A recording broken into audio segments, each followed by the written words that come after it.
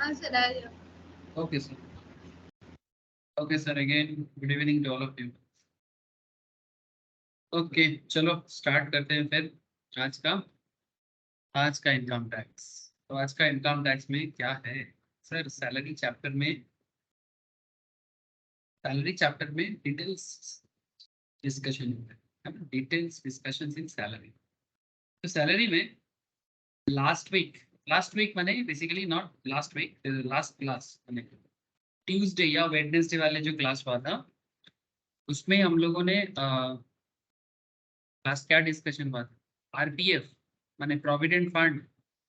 हाँ सर, जरा याद करो। प्रोविडेंट फंड याद आ रहा है? मुझे तो याद आ गया सर कि हम लोग प्रोविडेंट फंड पढ़ रहे थे। आप लोगों को याद आया क्या? हाँ सनम, बयान। अगर किसी ने लाइव क्लास नहीं किया था तो क्या बैकअप से भी क्या होगा? इतना आशा तो मैं कर ही सकता हूँ सर। अरे याद है कि नहीं? हाँ सर।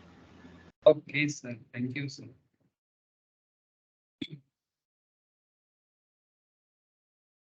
तो सर करना क्या है? सर वही करना है, प्रैक्टिस और प्रोविजन पढ़ना। काम क्या है?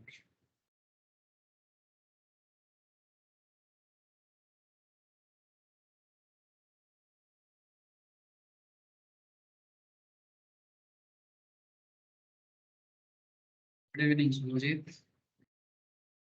Good evening sir.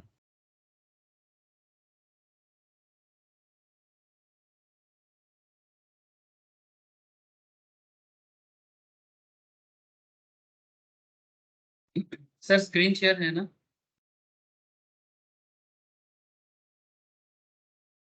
Yes sir. Yes okay sir. Sir, ठीक है। तो जैसे मैंने आप लोगों को कहा था कि हम लोग सैलरी पढ़ रहे हैं सर, और सैलरी में सेक्शन 15 से लेके सेक्शन 17 के अंदर डिस्कशंस बहुत जोर से चल रहे हैं। अगर मैं आपको एक बार प्रोफार्मा याद दिलाऊं, मतलब सैलरी का जो फॉर्मेट है, फॉर्मेट वाइज अगर बात करें तो ऑलरेडी बहुत कुछ हो चुका है। ये बस कुछ बचा कुचा टॉपिक इधर उधर अगर कुछ है तो मैं कोशिश कर रहा हूँ कि उसको बता देने का। मुझे जितना समझ में आ रहा है सर, बेसिक सैलरी डिस्कशंस हुआ है, फीस कमीशंस हुआ है, even not just provision, example के साथ बोनस का ट्रीटमेंट, अलायंस का ट्रीटमेंट।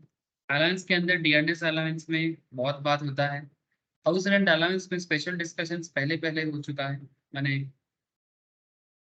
बहुत उसके ऊपर तो बहुत ज्यादा क्वेश्चंस वगैरह भी हुआ है। यार ये कुछ छोटा छोटा अलाउंसेस भी होता है जिसको मैंने आपको इंडिविजुअल क्वेश्चंस तो शायद नहीं करवाया, बट बिग क्वेश्चंस के अंदर, मतलब जब भी कोई ब्रॉड क्वेश्चंस करते हैं उसके अंदर ये सब ट्रीटमेंट लिया जाता है sir. Children education, children hostel, transport allowances, है ना। आपको रूल्स का नॉलेज होना चाहिए कि भाई सी चिल्ड्रन एजुकेशन अलाउंस जब किसी एम्प्लॉयर अपने एम्प्लॉय को प्रोवाइड करते हैं तो उसको ट्रीटमेंट कैसे किया जाए। चिल्ड्रन हॉस्टल पे भी बात हुआ है, ट्रांसपोर्ट अलाउंस पे भी बात हुआ है, एंटरटेनमेंट अलाउंस पे तो बहुत चर्चा हुआ है सर। इनिशियल क्लासेस में बहुत क्वेश्चंस भी हुआ। मैं बस याद दिला रहा हूँ। अगर कोई थॉरो क्लास नहीं करेगा ना उसको समझ में नहीं आएगा। थॉरो करो सर, थॉरो क्लास करो। थॉरो माने कोई भी चीज छोड़ना नहीं है, स्कीप नहीं करना है। स्कीप करोगे तो आधा अधूरा समझ आएगा, और आधा अधूरा समझ में बहुत दिक्कत बढ़ जाएगा सर। तो इसलिए रिक्वेस्ट हमेशा रहता है थॉरो पढ़ाई कीजिए। अच्छा, अदर अलायंस में जैसे कि पार्कुचिट्स में बात हुआ है सर। पार्कुचिट्स के ऊपर स्पेशल चर्चा रहा है कि भाई कौन से शहर में हो, मतलब शहर का पॉपुलेशन क्या है ना, एम्प्लॉयर आपको कहाँ पर रेंट फ्री अकोमोडेशन दे रहा है। It's very important part. Her point important होते हैं सर। फिर मोटर कार पे स्पेशल चर्चा हुआ है सर। फिर पार्कुचिट्स में, है ना। उसके बाद लास्ट 3-4 क्लास जो रहा है sir, it's all about retirement benefit, है ना। जैसे कि पेंशन का चर्चा, सेक्शन 10 सबसेक्शन 10, उसमें कम्यूटेड अनकम्यूटेड का डिस्कशंस। उसके बाद ग्रेचुइटी में, है ना सर। उसके बाद ग्रेचुइटी का चर्चा, section 10 subsection 10 subsection 10 section 10 subsection 10A।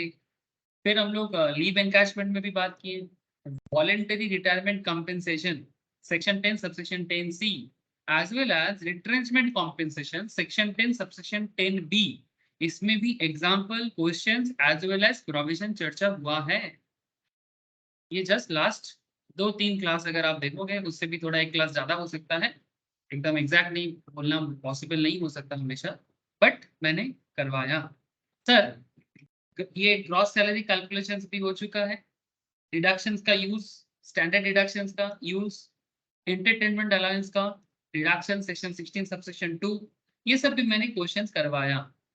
Sir तो फिर बाकी तो कुछ ऐसे दिख नहीं रहा है सर, बाकी है कुछ बीच बीच का चीजें हैं जो थोड़ा सा डिटेल्स बोलना चाहिए, जैसे कि प्रोविडेंट फंड का चर्चा। ठीक है, जो मैंने लास्ट दिन स्टार्ट किया था कि एम्प्लॉयर जब एम्प्लॉय को प्रोविडेंट फंड प्रोवाइड करते हैं या फिर एम्प्लॉय भी खुद अपना प्रोविडेंट फंड मेंटेन करते हैं, तो उसका टैक्स ट्रीटमेंट क्या होता है ना सर। इसके ऊपर मैंने लास्ट दिन आपको समझा दिया था, मैंने आपको समझाया था कि सर प्रोविडेंट फंड क्या है ना, और कितना तरह का प्रोविडेंट फंड होता है। कुछ होता है रिकॉग्नाइज्ड, कुछ होता है अनरिकॉग्नाइज्ड, है ना। जो इनकम टैक्स कमिश्नर जो होते हैं वो जिसको रिकॉग्नाइज करता है वो रिकॉग्नाइज्ड, अगर इनकम टैक्स कमिश्नर जो है, इनकम टैक्स कमिश्नर जो है वो अगर रिकॉग्नाइज नहीं करेगा तो क्या बन जाएगा, unrecognised. There are certain provident fund जो सरकारी ऑफिसर्स के लिए एज वेल एज यूनिवर्सिटी वगैरह के लिए, टीचर्स वगैरह के लिए सरकारी लेवल में स्टैट्यूटरी प्रोविडेंट फंड होता है। मैंने लास्ट दिन बताया सर, है ना, मैं डिटेल्स में समझाया लास्ट क्लास का, लास्ट 15-20 मिनट आधा घंटा सुनोगे ना तो आपको पता लग जाएगा। एंड मैंने पब्लिक प्रोविडेंट फंड पे भी बात किया, जिसमें आपको सेक्शन 80C के अंदर डिडक्शंस भी अवेलेबल होता है ना सर। वेरी इंटरेस्टिंग पार्ट था, तो इसके ऊपर भी मैंने आपको आज क्वेश्चंस भी करवाना है सर। ठीक है, प्रोविडेंट फंड पे आज क्या करना है सर, आज प्रोविडेंट फंड पे क्वेश्चंस भी करना है, और सबसे इंटरेस्टिंग बात सर, प्रोविडेंट फंड का टैक्स ट्रीटमेंट क्या होता है। चाहे आप रिकॉग्नाइज प्रोविडेंट फंड में पैसा रखो, अनरिकॉग्नाइज में पैसा रखो, स्टैट्यूटरी में पैसा रखो, पब्लिक प्रोविडेंट फंड में पैसा रखो, कहीं पर भी पैसा रखो, मैंने पैसा रखने का मतलब क्या होता है सर, प्रोविडेंट फंड बेसिकली वो फंड होता है जो बेसिकली एक इंसान को अपने रिटायरमेंट के टाइम पे बेनिफिट देते हैं, है ना। मैंने एक बेसिकली सेविंग्स करने का तरीका, क्या है सर, ऐसा सेविंग्स करने का एक तरीका है जिसके थ्रू से आप, यस नवनीत, गुड इवनिंग, ठीक है, आप सेविंग कर सकते हो, स्पेशली सैलरीड पर्सन कर सकते हैं।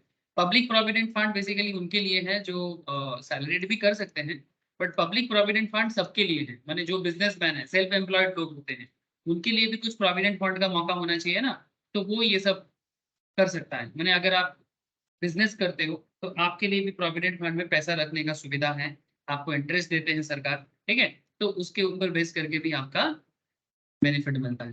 तो आज ना मैं आपको थोड़ा सा ये सब डिटेल्स में बताऊंगा, थोड़ा डिटेल्स में बताऊंगा टैक्स ट्रीटमेंट क्या होता है, उसके रिगार्डिंग बात करूंगा। ठीक है, मैं आशा करता हूँ कि आपको बात तो समझ में आ रहा होगा। चलो सर, मैं सारा बात करूंगा, फिर एग्जाम्पल में चर्चा करूंगा, फिर ये चार्ट भी समझा दूंगा। ये जो चार्ट आपके सामने है ना, ये चार्ट भी समझा, ये चार्ट से आपको एग्जेम्पशन टैक्सेबल का पूरा एकदम आइडिया लग जाएगा। ओके, एग्जेम्पशन टैक्सेबिलिटी सब आइडिया लग जाएगा, इंटरेस्ट का क्या करें वो भी समझ में आ जाएगा।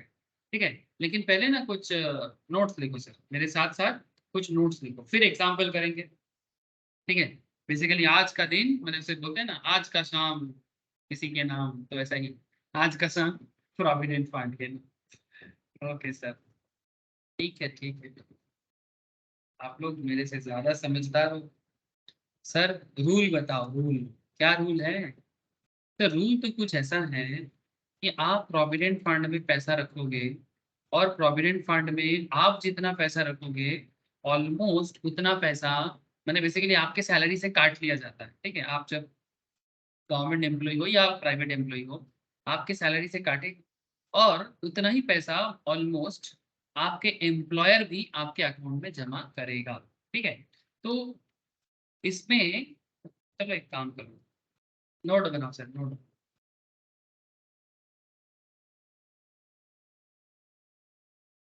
हेडिंग करो, सैलरी के अंदर ही चल रहा है सर,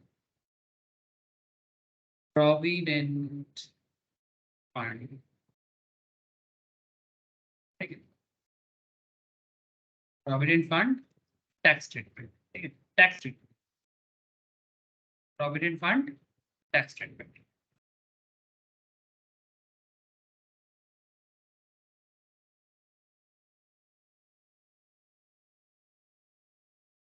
अगर किसी को लास्ट क्लास याद नहीं है, मैं उनको बस एक बार इतना बता देना चाहूंगा कि सर रिकॉग्नाइज प्रोविडेंट फंड मैंने जो कमिश्नर ऑफ इनकम टैक्स जिसको ऑथराइज करते हैं, मान्यता देते हैं, ठीक है, जिसमें रिकॉग्नाइज प्रोविडेंट फंड बोलते हैं।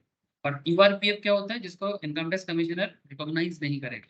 सर इनकम टैक्स ऑफिसर का मैंने कमिश्नर का रिकॉग्निशन करने और ना करने में फर्क पड़ जाता है। फर्क ये पड़ता है कि उसमें टैक्स लायबिलिटी में आपका असर पड़ता है। स्टैट्यूटरी प्रोविडेंट फंड बेसिकली बहुत पुराना है, 1925 से चल रहा है, ये एक्ट आया है सर स्टैट्यूटरी का, जो govern by provident fund act 1925। ये बेसिकली सरकारी एम्प्लॉय पे लगता है, रेलवेज में चलता है, semi government institutions like semi government मैंने जो आधा सरकारी मैंने सरकार की हेल्प से चलता है, बट थोड़ा बहुत पैसा भी पब्लिक से लिया जाता है, ठीक है। जैसे कुछ स्कूल्स होते हैं, कुछ कॉलेजेस होते हैं, देखना वहां पर ना फुल्ली गवर्नमेंट है, और कुछ होते हैं मतलब फुल्ली गवर्नमेंट, कुछ होता है गवर्नमेंट हेल्प से चलने वाला, ठीक है, सपोर्टेड बाय गवर्नमेंट। तो गवर्नमेंट सपोर्टेड भी कुछ होते हैं, और कुछ स्कूल का खुद भी कुछ इनकम होता है, तो उसको बोलते हैं semi government institutions, local body, universities वगैरह, ये सब रिकॉग्नाइज्ड एजुकेशनल इंस्टीट्यूशंस। यहाँ के लोग अपने जो भी फंड है उसको provident fund, statutory provident fund पे लगाते हैं। और ये जो मैं आपको बताया था, ये था आपका statutory sorry public provident fund, जिसके बारे में नॉर्मली आप लोग ज्यादा सुनते होंगे। ज्यादा क्यों सुनते होंगे, बिकॉज पब्लिक प्रोविडेंट फंड जो है सर, ये बाद में आया सर, ये एक्ट ये आपका 1968 में आया है। ये इसका मेंबरशिप लिया जाता है, माने आप जब भी फंड में पैसा रखोगे तो आप मेंबरशिप हो जाएगा आपको। ये हर कोई यहाँ पर पैसा रख सकता है, public provident fund. It is ideally suited for self employed people, ठीक है। सैलरीड एम्प्लॉयड पर्सन भी रख सकते हैं, बट नॉर्मली सैलरी के लिए तो फिर भी एरिया है दूसरे फंड का, जो उसके ऑर्गेनाइजेशंस के थ्रू से मेंटेन हो जाता है, बट उनके लिए ऑप्शनल है, बट सेल्फ एम्प्लॉयड के लिए एक अच्छा जगह है ना। और एक मजा का बात है सर, डिडक्शंस भी मिलता है 80C के तहत, यानी आप जितना पैसा रखोगे 1.5 लाख तक का डिडक्शंस मिलता है। 80C से 80U का डिडक्शंस का पूरा चैप्टर आता है सर, आई विल डिस्कस। जिनको जल्दी है 80C पढ़ने का, मैंने डिडक्शन जानने का, वो बैकअप लेके पढ़ सकते हो, बिकॉज मैंने हाल फिलहाल में 80C रिसेंटली मैंने कवर किया, ज्यादा दिन नहीं हुआ है सर, ठीक है। तो आप वहां से भी 80C से 80U का पूरा चर्चा सुन सकते हो, पढ़ भी सकते हो, ठीक है सर। मिनिमम 500 से चालू होता है वहाँ का कंट्रीब्यूशन, और आप 1.5 लाख तक वहाँ से डिडक्शन ले सकते हो। तो कैसे ये सब डिडक्शन लिया जाता है, और सबसे बड़ी चीज पब्लिक प्रोविडेंट फंड में पैसा रखने का जो ब्रांचेस जो नॉर्मली होता है ना, आपको कहाँ जाना है, तो वो बेसिकली स्टेट बैंक के ब्रांच में जा सकते हो, पोस्ट ऑफिस के ब्रांच में जा सकते हो, जहाँ पर जाके आप अपना प्रोविडेंट फंड का अकाउंट, पब्लिक प्रोविडेंट फंड का अकाउंट ओपन कर सकते हो। लेकिन फिलहाल मैं चर्चा करने मतलब जस्ट आपको एक आइडिया दे दिया सर, ठीक है, लास्ट दिन भी बोला था मैंने। लेकिन आज ना गुल्लक बनाएंगे, एक गुल्लक बनाइए सर।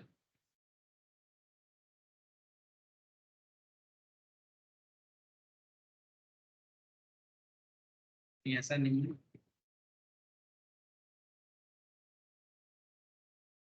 ठीक है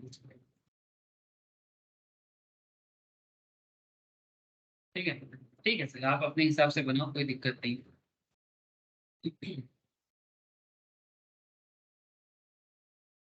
इसमें कंट्रीब्यूशन होता है सर, हेडिंग करो सर ऊपर, एवरी ईयर, क्या लिखोगे, एवरी ईयर।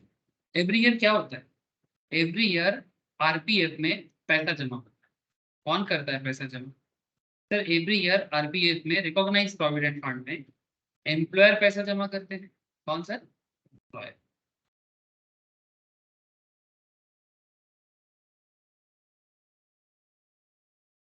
एम्प्लॉयर कंट्रीब्यूशन, ठीक है, और एम्प्लॉय भी पैसा जमा करते हैं, एम्प्लॉय कंट्रीब्यूशन। ध्यान से सुनना सर, धीरे धीरे समझ जाओगे। फंड का आइडिया मैं लास्ट दिन भी दिया था, आज भी दे दिया, तो ये सब फंड क्या होता है, इतना समझो कि एक अर्नर होने के कारण, मतलब जब भी आप एक रिस्पॉन्सिबल अर्निंग पर्सन बन जाते हो, अर्नर हो जाते हो तो आपके ऊपर जिम्मेदारियां होते हैं सर, रिस्पॉन्सिबिलिटीज होते हैं। तो उस टाइम पे आपको सेविंग्स भी करना चाहिए अपने फैमिली के लिए, है ना। तो वही सब सेविंग्स जो जिंदगी में काम आता है सर, है ना, फ्यूचर में बहुत हेल्प करता है, फैमिली के सुरक्षा में काम आता है, जरूरत में काम आता है। तो एम्प्लॉयर भी कंट्रीब्यूट करता है गुल्लक में और एम्प्लॉय भी करता है। सर अब सवाल ये उठता है कि एम्प्लॉयर जितना कंट्रीब्यूट करता है, एम्प्लॉयर जितना कंट्रीब्यूट करता है, इसके ऊपर मैंने क्वेश्चन ऑलरेडी करा दिया, इसका टैक्स स्टेटमेंट के ऊपर मैंने क्वेश्चन ऑलरेडी करा दिया था, पर मैंने डिटेल्स जो डिस्कशन है वो बाकी रखा था, वो मैं अभी कर रहा हूँ। मतलब अगर आप स्टार्टिंग सेकेंड या थर्ड या फोर्थ लेक्चर सुनोगे ना, तो आप देखोगे मैंने वहाँ पर आरपीएफ रिलेटेड क्वेश्चन सॉल्व करवाए। तो अप टू 12% जो है वो एग्जाम्प्ट है, अप टू 12% जो है वो एग्जाम्प्ट है। ग्रेटर देन 12% क्या है सर? टैक्सेबल। अप टू 12% क्या है? एग्जाम्प्ट। माने एम्प्लॉयर जितना अमाउंट गुल्लक में भरेगा, बात समझ रहे हो सर? एम्प्लॉयर जितना अमाउंट गुल्लक में भरेगा उसका 12% तक क्या है? 12% तक एग्जाम्पशन। 12 के ऊपर जाएगा तो टैक्सेबल। सर कौन से सेक्शन ये बात करता है? सेक्शन 17 सबसेक्शन 1, ठीक है। Contribution in excess of 12% of salary is taxable as salary under section 17 subsection 1। इसका मतलब 12% के ऊपर का अमाउंट अगर टैक्सेबल है तो फिर एग्जेम्प्टेड क्या है? 12% तक का वैल्यू जो है वो एग्जेम्प्ट है। 12% का जो वैल्यू है वो एग्जेम्प्ट है, ठीक है। और एग्जाम्पशंस का भी कुछ कंडीशंस है जो सेक्शन 10 सबसेक्शन 12 के तहत भी आपको एग्जाम्पशन मिलता है। यानी टैक्सेबल एम्प्लॉयर कंट्रीब्यूशन 17 सबसेक्शन 1 में कह रहा है, ठीक है। और अमाउंट विथड्रॉन ऑन रिटायरमेंट और टर्मिनेशन, अगर आप कोई अमाउंट उठा लेते हो तो उसके ऊपर भी आपको एग्जाम्पशन मिल सकता है, बट ये डिपेंड करता है सेक्शन 10 सबसेक्शन 12 के ऊपर। मैं आगे बात करता हूँ। मतलब अगर आपके प्रोविडेंट फंड से आप पैसा विथड्रॉल करोगे तो क्या होगा, दैट्स अ डिफरेंट पार्ट, उसमें वो सेकेंडरी पार्ट है। मैं आता हूँ सर, यानी वो बेसिकली फाइनल पार्ट वही है क्या आखिर प्रोविडेंट फंड से पैसा उठाने से क्या होता है, ठीक है, जिसका चर्चा मैं आपको 2 मिनट बाद करता हूँ।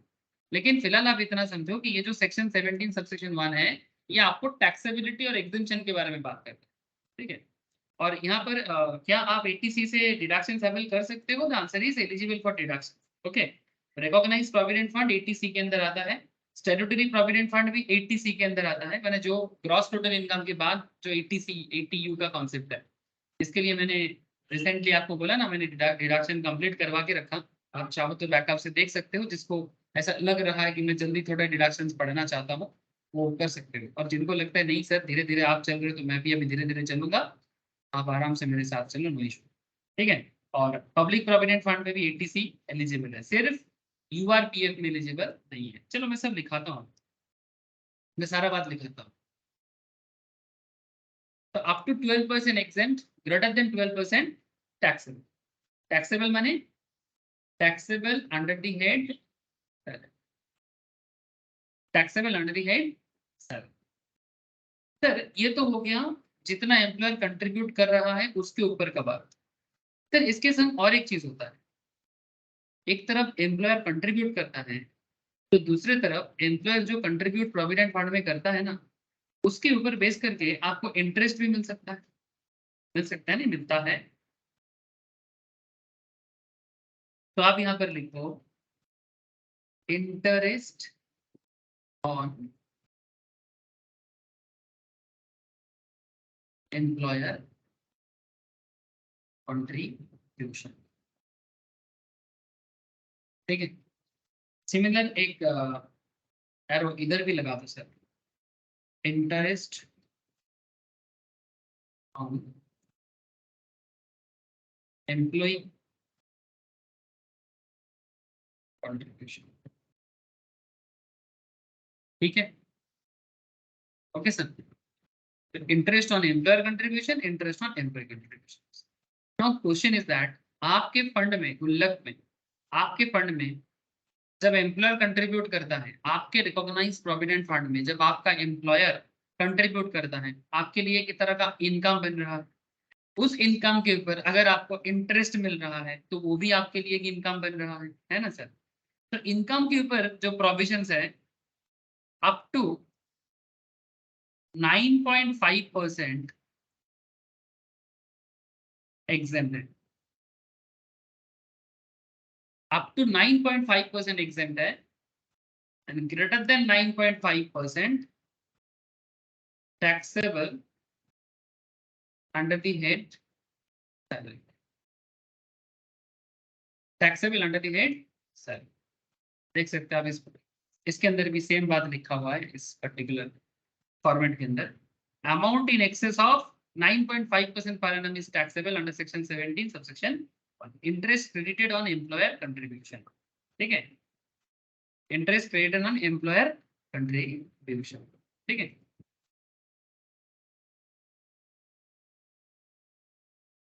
सर लिख लिया? प्लीज टेल मी, आप लोगों ने लिख लिया सर पॉइंट को? यहाँ तक हो गया कि बोलो? अरे हाँ या ना तो बोलो। धीरे लिखे चीज सब। Okay sir. Sir employee contribution का क्या करें?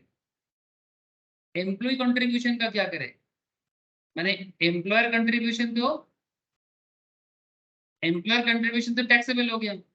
Employ contribution, sir employee contribution में कोई एक्स्ट्रा टैक्स ट्रीटमेंट नहीं होता। क्यों? क्योंकि ऑलरेडी वो उसके बेसिक ट्रीटमेंट के साथ कनेक्टेड है। ठीक है, ये आपको ऑटोमेटिक समझ में आ जाएगा। मैंने आपके प्रोविडेंट फंड में जो पैसा मिलता है आपको, बस डिडक्शन आप अवेलेबल कर सकते हो, बस डिडक्शन अवेलेबल कर सकते हो। तो फिलहाल आप यहाँ पर क्या लिखोगे? No extra tax treatment currently as already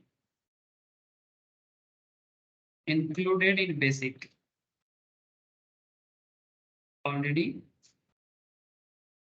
included in basics। यानी as such कोई टैक्स ट्रीटमेंट इस तरह से नहीं है।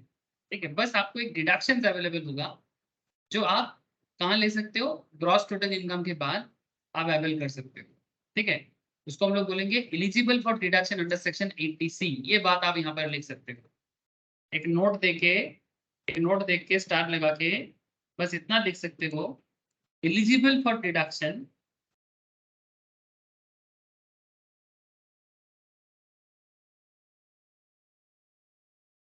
Under section 80C। ये बात आप जरूर, माने एम्प्लॉय जो कंट्रीब्यूट करेगा मैक्सिमम 1.5 लाख तक आपको ऐसे 80C में छूट मिलता है। ठीक है, और इसके डिटेल्स जो कॉन्सेप्ट है, इसके लिए आप डिडक्शंस का क्लास सुनोगे तो एटलीस्ट पहला क्लास सुन लो तो बहुत है। डिडक्शंस के ऊपर मोस्ट प्रोबेबली 3 या 4 लेक्चर है, मे बी एग्जैक्टली याद नहीं आ रहा है, बट अगर आप एटलीस्ट फर्स्ट लेक्चर भी सुन लेते हो ना, आपको बहुत हेल्प हो जाएगा। तो इतना समझ लो कि eligible for deduction under section 80C है जो एम्प्लॉय कंट्रीब्यूट कर रहा है, इसमें ये बेनिफिट एक टैक्स में मिलेगा।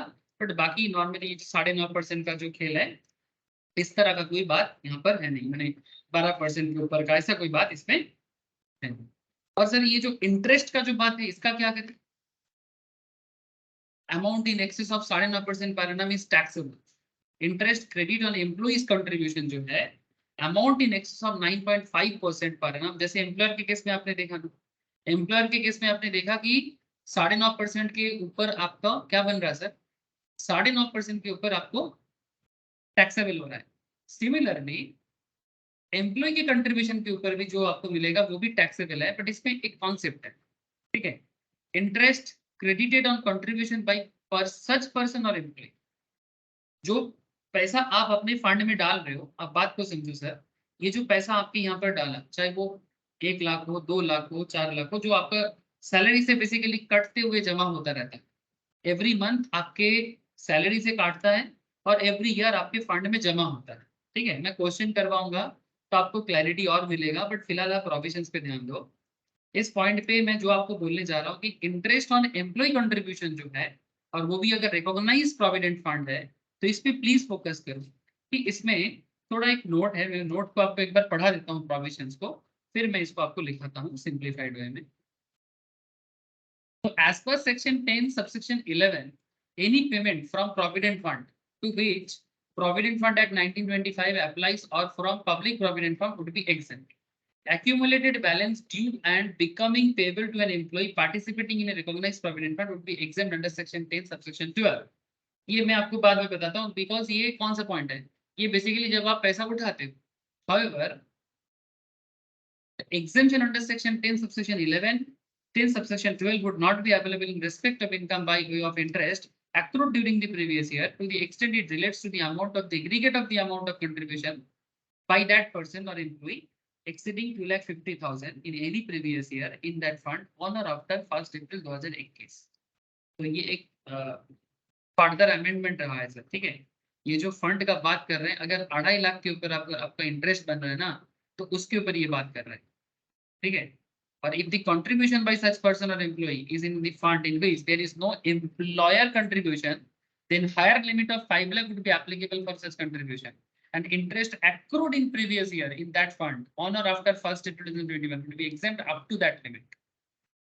Okay, it may be noted that interest accrued on contribution to such funds up to 31st March 2021 would be exempt without any limit, even if the accrual of income is after that date. तो sir फिलहाल आप इस point पे क्या लिखोगे, फिलहाल आप इस पॉइंट पे क्या लिखोगे ये मैं आपको फिलहाल बताता हूँ, बाकी चीज आप क्वेश्चंस में समझो, ठीक है। तो फिलहाल आप इतना लिखोगे कि amount in excess of 9.5% per annum is taxable as salary under section 17 subsection 1, इतना आप फिलहाल लिख कर, ठीक है। बाकी जो पॉइंट मैंने अभी आपको पढ़ाया ना, ये बात आपको मैं अभी ऐसे बोलने से आपको समझ में नहीं आएगा, ठीक है। इसके लिए जब हम लोग क्वेश्चंस करेंगे तब मैं आपको इसका डिस्कस कर दूंगा, आपको और क्लियर हो जाएगा, ठीक है। मतलब क्या है ना, एक ही साथ में प्रोविजन, एक ही साथ में क्वेश्चन तो नहीं बता सकता, मतलब मुश्किल हो जाता है, बिकॉज ऐसे टैक्स थोड़ा सा क्या है ना, वास्ट कॉन्सेप्ट में बात करता है। तो मैं भी थोड़ा लिखा रहा हूँ आपको नोट, तो आप बस लिख लो currently interest on employee contributions, इसमें जस्ट इतना लिख दो, वही सेम कॉन्सेप्ट कि 9.5% तक एग्जेम्प्ट है और 9.5 के ऊपर जाएगा तो amount in excess of 9.5% per annum tax, बस इतना लिख।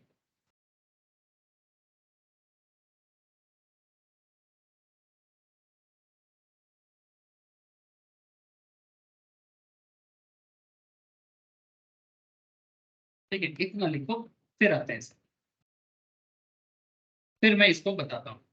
और ये जो नोट में अभी आपको बताया, इसमें 2-3 पॉइंट इसमें काम करता है, इसमें 2-3 पॉइंट बता रहे हैं 2021 का पूरा खेल, ये जो पूरा खेल है ये पूरा 2021 का खेल, ठीक है। एक तो यहाँ पर बताया कि interest credited on contribution bye such person और एम्प्लॉय, यानी जो इंटरेस्ट उनकी क्रेडिट हो रहा है उसका क्या करें। तो इसमें सेक्शन 10 सबसेक्शन 11 का एक पॉइंट बता रहे हैं, जब आप विथड्रॉल करोगे any payment from provident fund to which provident fund act 1925 applies और from public provident fund would be exempt, ठीक है। पेमेंट जो होगा वो एग्जेम्प्ट हो जाएगा 1925 के हिसाब से।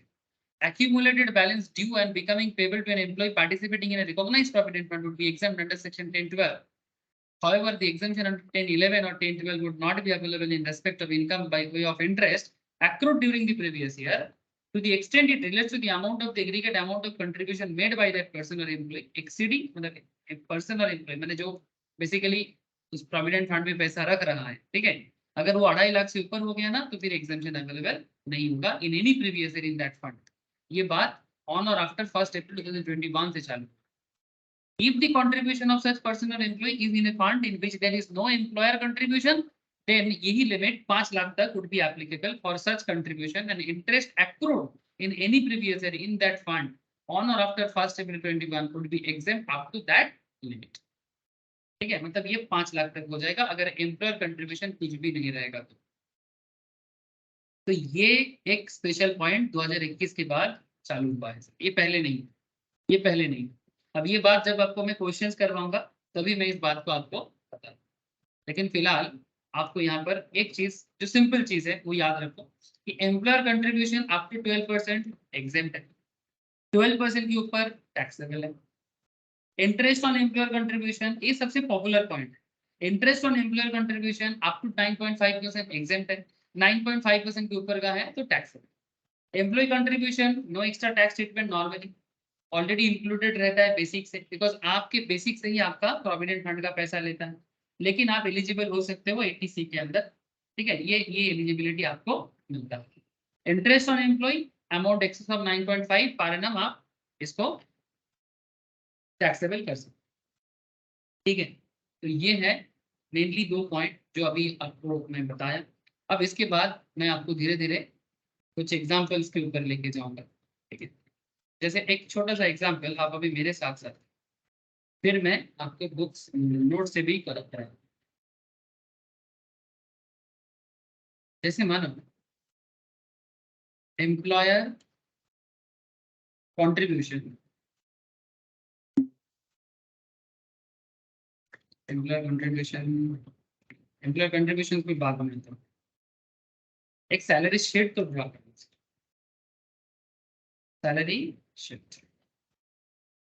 सैलरी शीट में मानो कि आपका बेसिक है, एग्जांपल दे रहा हूँ, आपका बेसिक है मानो 10,000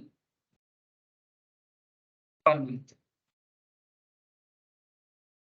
बेसिक है मानो 10,000 per month, rupees 8,500 net of own contribution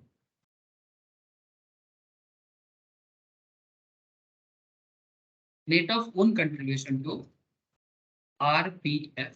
ठीक है, रिकॉग्नाइज्ड प्रोविडेंट फंड। और क्या है सर, तो net of own contribution to RPF का माने क्या होता है, मतलब बेसिक अगर 10,000 पर मंथ है और आप बोल रहे हैं कि 8,500 जो है net of own contribution to RPF, इसका मतलब ये होता है कि आपका बेसिक जो है वो 10,000 ही है, बट आपके 10,000 में से 1,500 घटा के आपका पेमेंट हो रहा है, मैंने 1,500 आपका ही है बट वो प्रोविडेंट फंड में जा रहा है। बात समझ में आया sir? Hello, basic 10,000 per month है बट इसमें 8,500 जो है net of own contribution to RPF, मैंने 10,000 में से 8,500 आपको हाथ में दे रहा है, बाकी पैसा आपका प्रोविडेंट फंड में जा रहा है। ये बात आपको समझ में आया सर? Please tell me.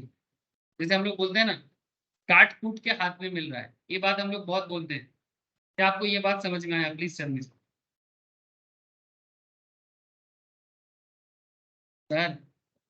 बोलो बात समझ में आया सर। कि नहीं? तो बस ये बात जो था ये बेसिकली यही है कि काट कूट के हाथ में आ रहा है। ठीक है, ठीक है सर, एग्जाम्पल में कुछ ट्विस्ट बनाते हैं, इसको इंटू 12 कर दो तो आपका टोटल कितना बन जाएगा? 1,20,000। ओके, 1,20,000। फिर इसमें एम्प्लॉयर कंट्रीब्यूशन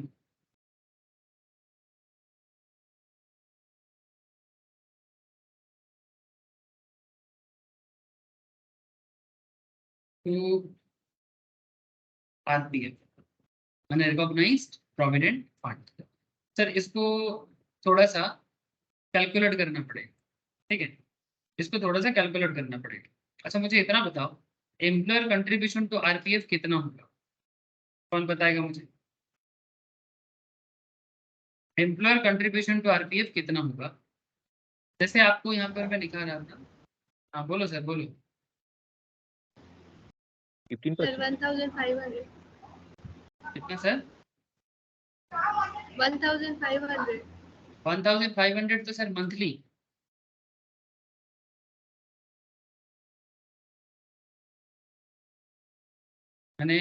मैं ये बोल रहा हूँ कि 1,500 करके तो मंथली हो रहा है ना, या एनुअल हो रहा है? मंथली हो रहा है ना, तो 1,500 हाँ सर, इंटू 12 18,000। कितना होता है?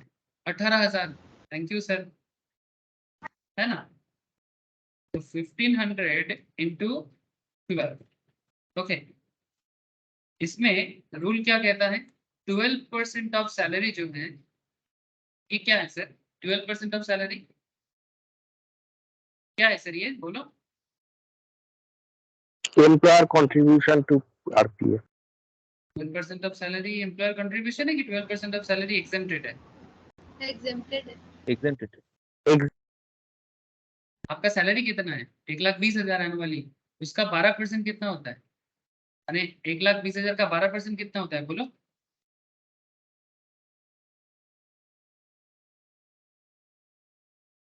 तो 2,400। 14,400। तो एम्प्लॉयर कंट्रीब्यूशन है 18,000, आपका 12% तक एग्जेम्प्ट है, तो ये क्या हो जाएगा? माइनस हो जाएगा, है ना? ये अमाउंट क्या हो जाएगा? माइनस हो जाएगा, तो कितना बचेगा? 3,600। इसका क्या करें? इसका क्या होगा? टैक्सेबल? हाँ सर, टैक्सेबल होगा कि नहीं होगा? बोलो सर।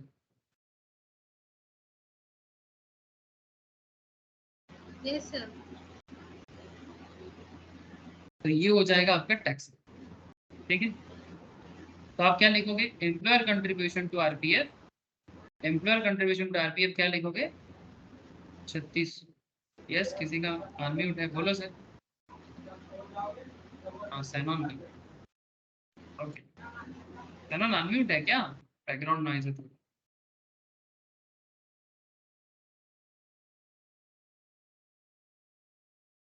तो 36 तो आपका हो गया एम्प्लॉयर कंट्रीब्यूशन। सर और क्या? सर इसमें इंटरेस्ट का भी थोड़ा देख लेना, जैसे इंटरेस्ट ऑन एम्प्लॉयर कंट्रीब्यूशन का क्या होगा?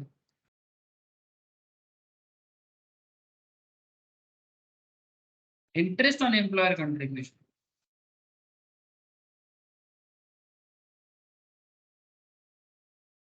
इन एक्सेस ऑफ कितना? 9.5%। इन एक्सेस ऑफ 9.5%। अब ये जो इन एक्सेस ऑफ 9.5% है, इसका कैलकुलेशन करने के लिए थोड़ा सा एजम्पशन लेना पड़ेगा।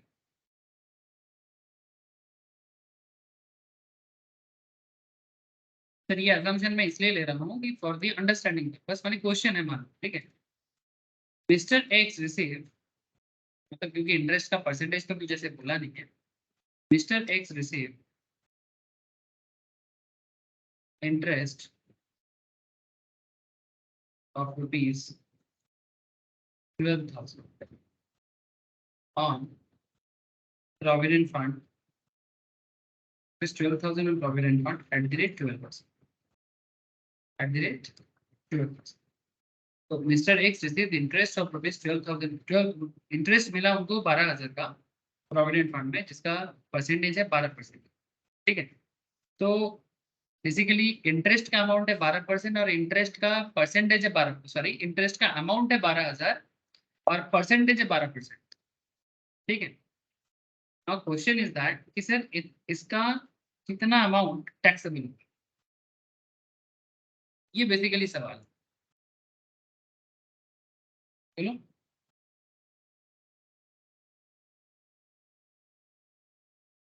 इससे मुझे जवाब मिलेगी, कोई तो बताए। 300। 300? बस सोच के बोलो सर, गड़बड़ नहीं। जल्दी जल्दी का काम शैतान बनाओ, थोड़ा समझ के बोलो। इंटरेस्ट 12,000 है, प्रोविडेंट और आपका इंटरेस्ट अमाउंट परसेंटेज जो है 12% का है। आपका प्रोविजंस क्या है? Interest on employer contribution in excess of 9.5%, यानी 9.5% से एक्स्ट्रा जितना मिलेगा वो टैक्सेबल है।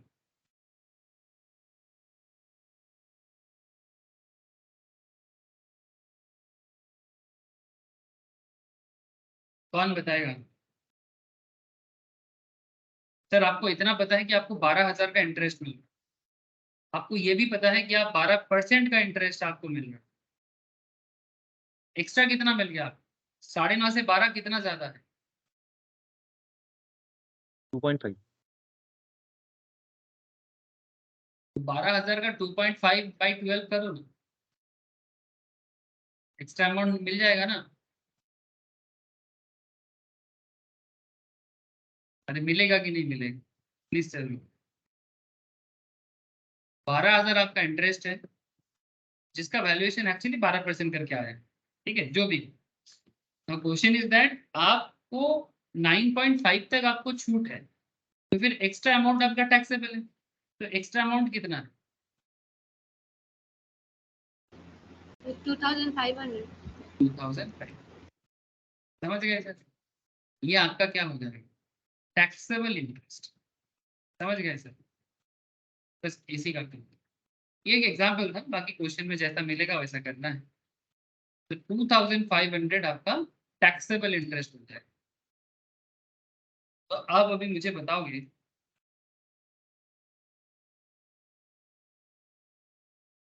अब आप मुझे इतना बताओ कि आपका सैलरी कितना बना था बेसिक? 1,20,000. आपका एम्प्लॉयर कंट्रीब्यूशन कितना है जो प्रोविडेंट फंड में जा रहा है? 3600. ये टैक्सेबल है ना सारे के सारे? ये सब टैक्सेबल है. एम्प्लॉयर कंट्रीब्यूशन, आरपीएफ, ये टैक्सेबल है.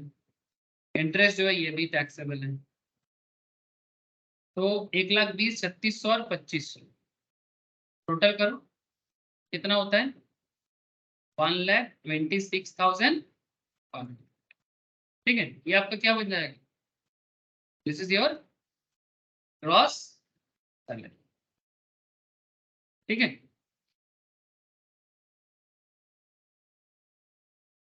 ऐसा क्वेश्चन पहले भी आया था, मैं तब भी सॉल्व करवाया था. हाँ sir, similar kind of questions पहले भी आया था. तब मोस्ट प्रोबेबली सेकंड या थर्ड लेक्चर्स में मैंने क्वेश्चन आंसर डिस्कस किया था. अब देखना सेकंड लेक्चर्स, ठीक है, या थर्ड लेक्चर जहाँ पर मैंने सिर्फ क्वेश्चन आंसर डील किया था, उसमें भी एक तरह का एक क्वेश्चन, उसी में भी 9.5% का एक डीलिंग्स था, 12% का एक डीलिंग्स था. क्या हुआ? तो मैं आशा करता हूँ कि आपको ये वाला बात समझ में आया है ना, एम्प्लॉयर कंट्रीब्यूशन किस तरह से टैक्स ट्रीटमेंट किया जाता है. सर আরে 3,600 ওইটা আরেকবার একটু বলবেন কি করে এলো ওইটা এমপ্লয়ার কন্ট্রিবিউশন? एम्प्लॉयर कंट्रीब्यूशन देखो सर, देखो नवनील जी, হ্যাঁ नवनील हम लोग का बेसिक कितना था? 10,000. হ্যাঁ 8,500 नेट ऑफ ओन कंट्रीब्यूशन. इसका मतलब क्या है? 8,500 नेट ऑफ ओन कंट्रीब्यूशन এর মানে কি? মানে হচ্ছে আমার 10,000 টাকা পার মান্থ স্যালারি আছে, ঠিক আছে, কিন্তু আমার হাতে আছে 8,500 টাকা, বাকি 1,500 টাকা আমি কোথায় দিয়ে দিই? মানে এমপ্লয়ার কেটে নেয় আমার. ঠিক আছে, তো 8,500 नेट ऑफ ओन कंट्रीब्यूशन মানে एम्प्लॉयर 1,500 कंट्रीब्यूशन करते हैं आरपीएफ में और बाकी 8,500 मेरे हाथ में. हो जाएगा लगा था? তাহলে আমার বেসিক কত? হ্যাঁ স্যার 8,500 হাতে পাচ্ছি, 1,500 আমি এমপ্লয়ার আমাকে কন্ট্রিবিউশন করছে, তো টোটাল আমাকে 10,000 টাকা করেই দিচ্ছে, 1,20,000 টাকা. তাহলে এমপ্লয়ার কন্ট্রিবিউশন কত করছে প্রভিডেন্ট ফান্ডে? 1,500 টাকা করে 12 মাসে 18,000 টাকা, তাই না? আর হ্যাঁ আর এক্সেমশন কি হয়? এই যেটা আমি এখানে লিখিয়েছিলাম, अप टू 12% एग्जेम्प्ट होता है ना? अप टू 12% एग्जेम्प्ट होता है. तो अप टू 12% एग्जेम्प्ट माने, अप टू 12% एग्जेम्प्ट माने 1,20,000 exempt from salary. Up to 12% माने 12% टैक्सेबल अंडर दियर सैलरी. तो एग्जेम्पशन किसके ऊपर काउंट होगा? बेसिक के ऊपर. तो आपका बेसिक कितना है? 10,000 10,000. तो 10,000 माने 12 महीने में कितना? 1,20,000.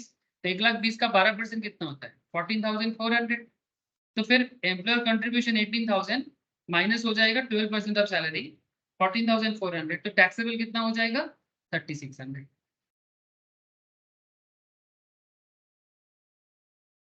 ও আচ্ছা আচ্ছা বুঝবো বুঝেছেন? আর এখানে একটা অ্যাজাম্পশন দিয়েছি, इस यहाँ पर इसका अजम्पशन दिया गया है. तो मान ले रहे हैं कि मिस्टर एक्स को इंटरेस्ट मिला है 12,000.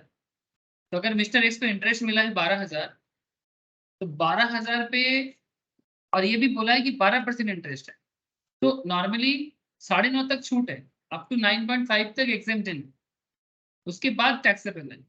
तो 12,000 इंटरेस्ट मिला है 12% रेट में, तो एक्स्ट्रा कितना मिल गया? एक्स्ट्रा 2.5 मिल হ্যাঁ गया. 2.5% तो হ্যাঁ 12 पे 2.5 कितना होता है? 12,000. মানে 12,000 টাকা টোটাল ইন্টারেস্ট, 12% আমি পেয়েছি, কিন্তু আমাকে ছাড় দেবে 9.5, তাহলে আমি 9.5 মানে 2.5% এক্সট্রা পেয়েছি, তাহলে 2.5% এর ভ্যালুটা কত ওটা বের করে নিন.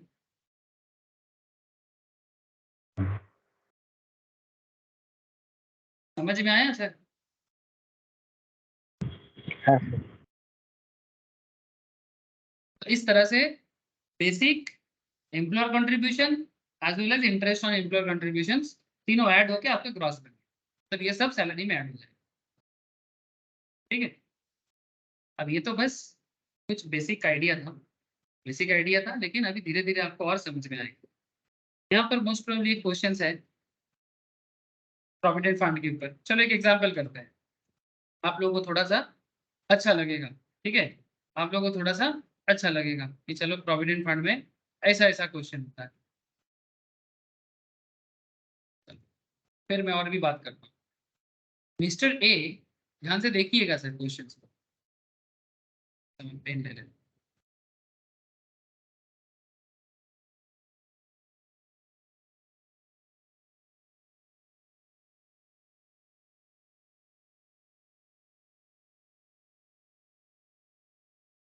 Mr. A retired from service December 31st, 2022.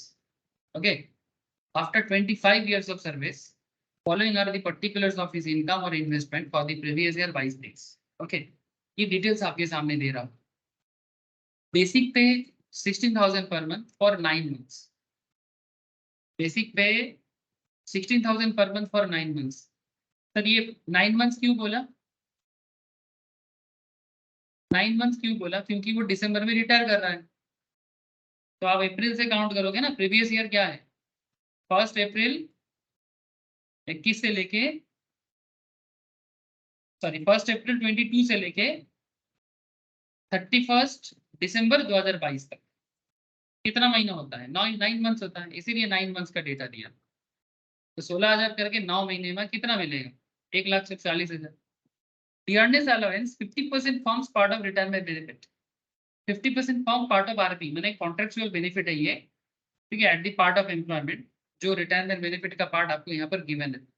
ठीक है, बाकी डियरनेस का वैल्यूएशन दिया 8,000 पर मंथ, जिसमें से 50% आरपी है। ये बेसिकली सैलरी कैलकुलेशन वगैरह करने के टाइम पे आपको जरूरत पड़ता है। सैलरी कैलकुलेशन कब लगता है? ग्रेचुइटी कैलकुलेशन के टाइम पे, है ना, प्रोविडेंट फंड कैलकुलेशन के टाइम पे, बहुत सारा जगह है जब सैलरी कैलकुलेशन के टाइम पे ये जरूरत पड़ता है। ठीक है, मैंने ये प्रीवियस क्वेश्चंस वगैरह करवाया ना सर, वहां पर मैंने रिटायरमेंट बेनिफिट पार्ट 2 कैसे यूज करना है आपको मैंने सिखाया।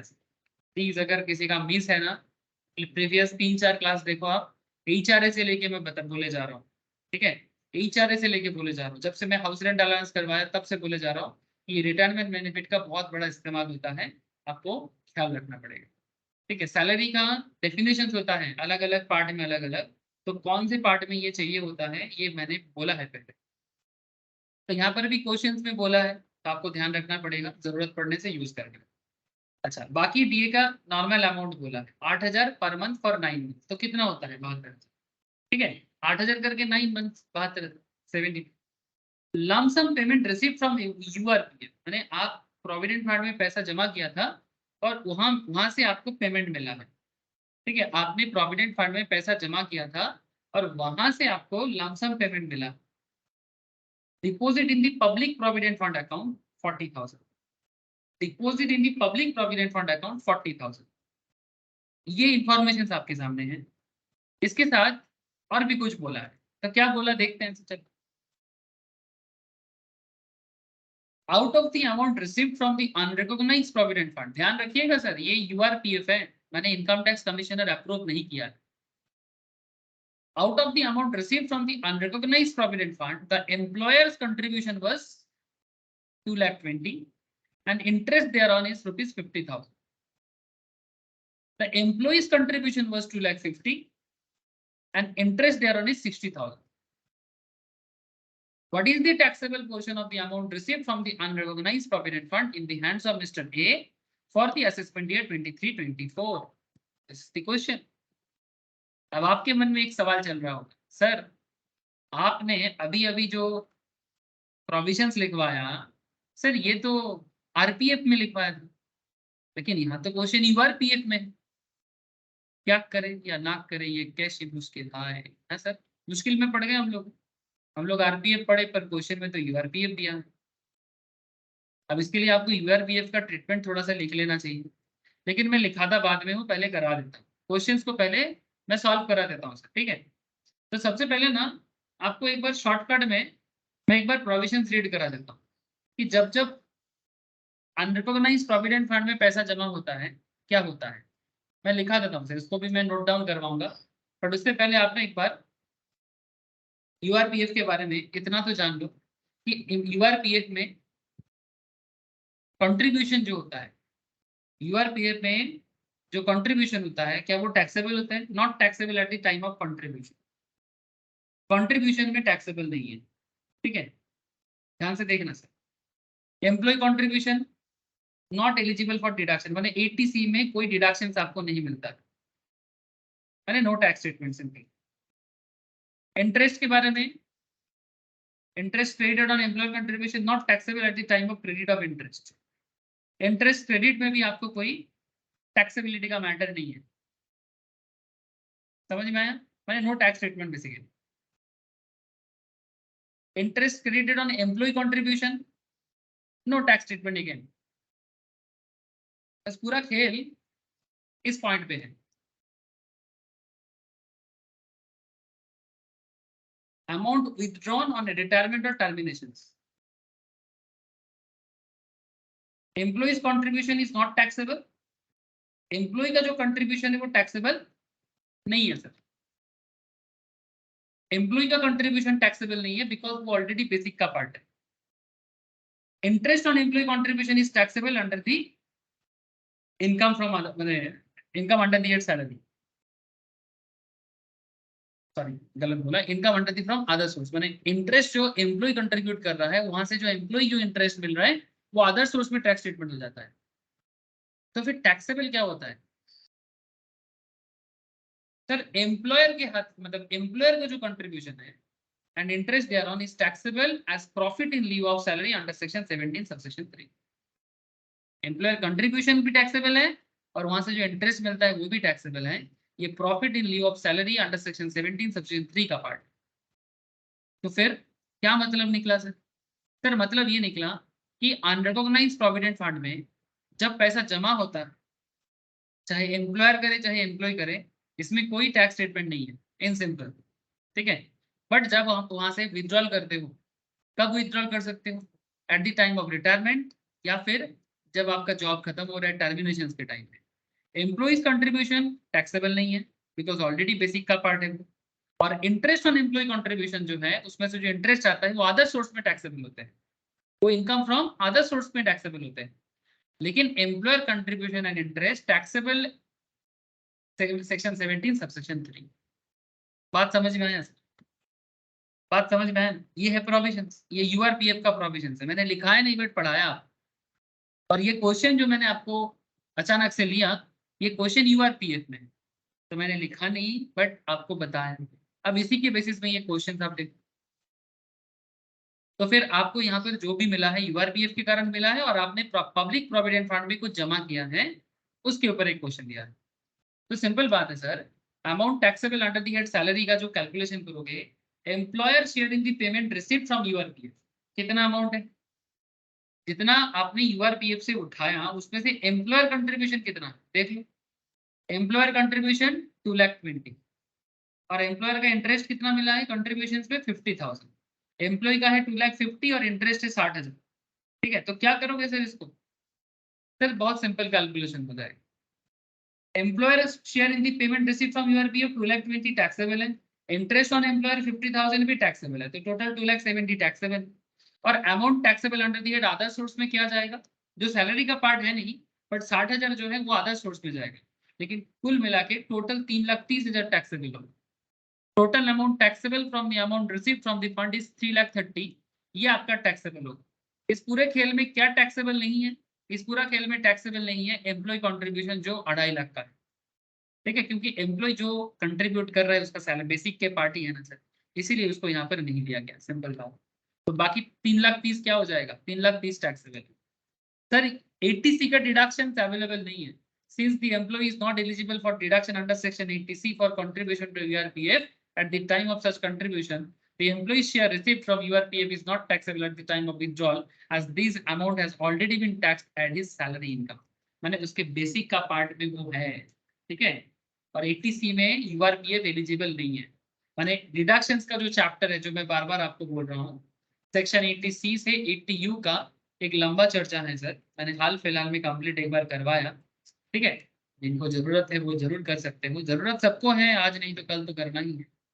ठीक है, लेकिन इतना अभी जान के चलो कि 80C में यूआरपीएफ का कंट्रीब्यूशन में डिडक्शन नहीं मिलेगा। ठीक है, और एम्प्लॉय का कंट्रीब्यूशन क्यों टैक्सेबल नहीं हो, बिकॉज वो ऑलरेडी उसकी बेसिक सैलरी का पार्ट है। ठीक है, बोलो सर, क्या आप लोगों को क्वेश्चन समझ में आया, प्रोविजन समझ में आया? प्लीज टेल मी, बोलो सर, प्रोविजन समझ में आया, क्वेश्चन समझ में आया? है सर। नील, नवोनील, शुभजीत ने हाँ बोला है, बाकी लोगों से भी पूछ रहा हूँ, सैनोन, अंश, बोलो सर। आयन का आवाज नहीं आ रहा है, आयन बुझते पाচ্ছে? हाँ आयन। Yes sir. सर इसी क्वेश्चंस पे, इसी सेम क्वेश्चन पे थोड़ा सा इम्प्रोवाइजेशन है। क्या है इम्प्रोवाइजेशन? चलो थोड़ा देखते हैं। क्वेश्चन करता है, will your answer be any different if the fund mentioned above was a recognised provident fund? Sir ये तो वही वाला क्वेश्चन हो गया जो आपने अभी अभी करवाया। हाँ सर, ये तो वही बात हो गया ना जो मैंने अभी अभी आपको करवाया। मतलब क्या रिकॉग्नाइज प्रोविडेंट फंड होगा तो क्या ये टैक्सेबल होगा?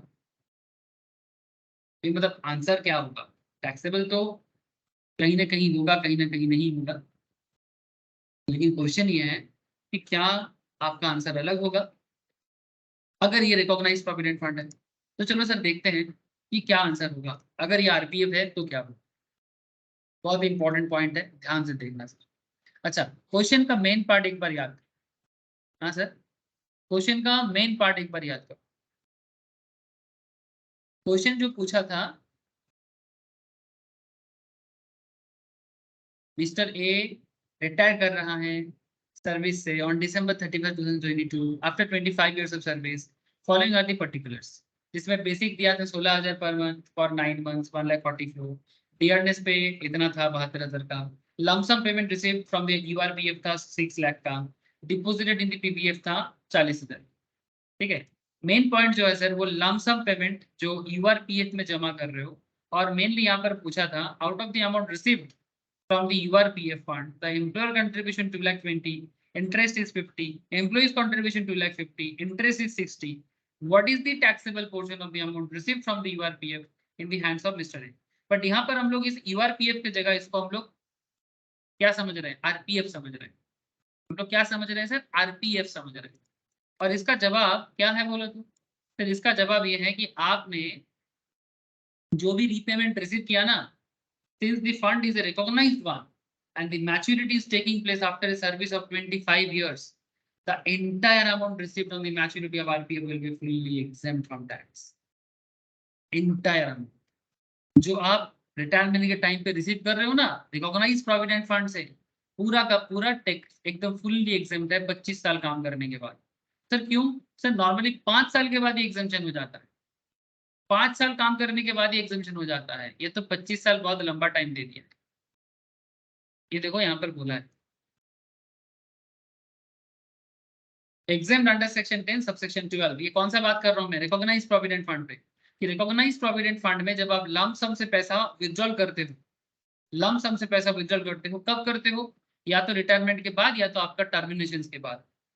Exam under section 10 subsection 12 subject to certain condition detailed in the chart below. तो ये कंडीशन कुछ ऐसा है। ठीक है, ये चार्ट मैं अभी आपको रीड करा दे रहा हूँ, फिर मैं लिखा था अभी। ठीक है, मैंने थोड़ा सा आपके मन को शांत करने का कोशिश किया क्योंकि आपके मन में चल रहा है सर कैसे क्वेश्चन होता है। ठीक है, तो ऐसा ही क्वेश्चन होता है। तो ये जो चार्ट है ना, ये चार्ट से भी आपको जवाब मिल जाएगा। Has the employee rendered continuous service of at least 5 years? हमारे क्वेश्चन में तो 25 साल सर्विस दिया है। अगर एम्प्लॉय 5 साल से ऊपर है तो हमारा जो अभी अभी क्वेश्चन था ये क्या था? 25 साल काम किया था, 25 years कंटिन्यूअस सर्विस। तो answer is yes. If yes then exempt. Continuous service के बाद अगर आपने अपने रिकॉग्नाइज प्रोविडेंट फंड से फंड उठाते हो तो एक्सेप्ट। सर अगर ना होता तो सर तब टैक्सेबल होता, लेकिन टैक्सेबिलिटी का कुछ कंडीशंस है, उसमें यहाँ पर कुछ सवाल किया है। यहाँ पर कुछ सवाल है कि अगर 5 साल से कम है तो क्यों है?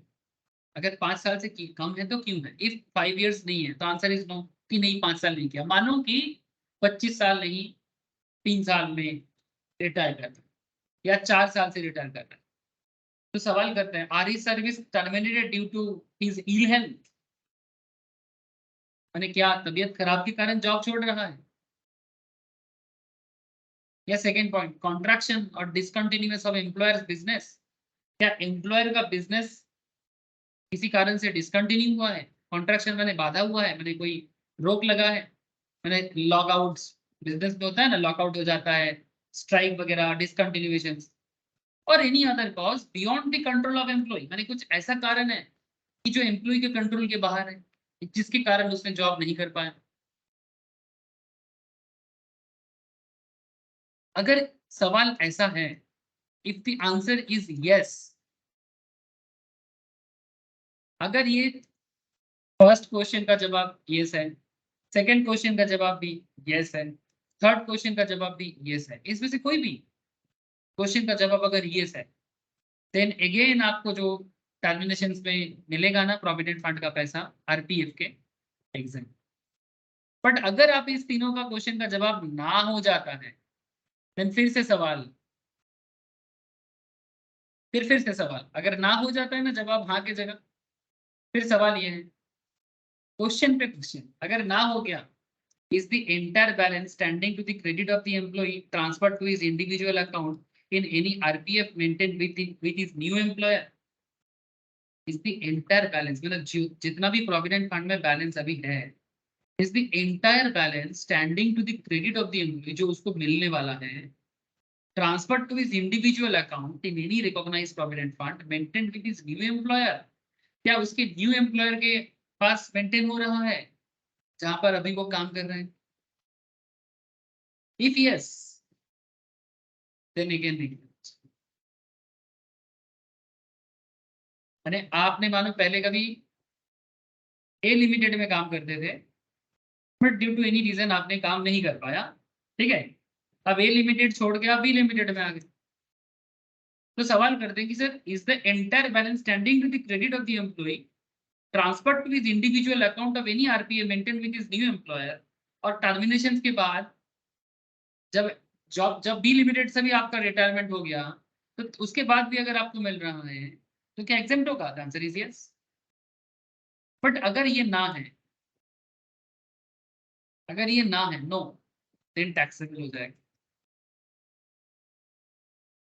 और एक बात भी पूछा sir, is the entire balance standing to the credit of the employee transfer to his NPS account, यानी नेशनल पेंशन स्कीम में ट्रांसफर हुआ है, जो सेक्शन 80CC(d) में बोला है। इसके बारे में भी मैंने डिडक्शन चैप्टर में बात किया है,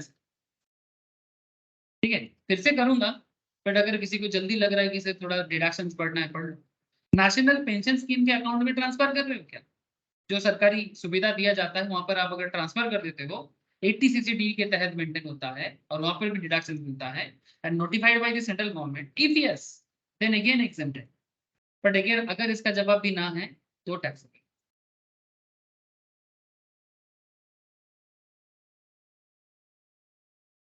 प्लीज टेल मी, क्या आपको बात समझ में आया? क्या आप लोगों को बात समझ में आया सर?